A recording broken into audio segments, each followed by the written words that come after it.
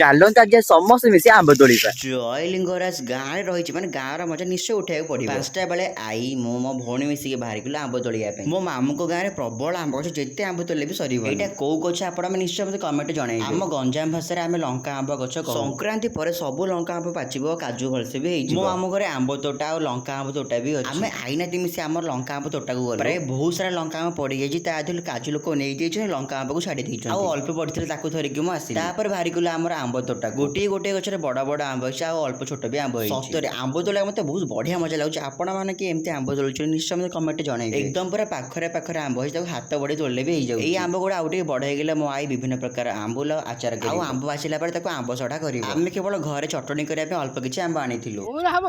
ଆମ୍ବୁଲ ଏ ଜାଗା ହବନି।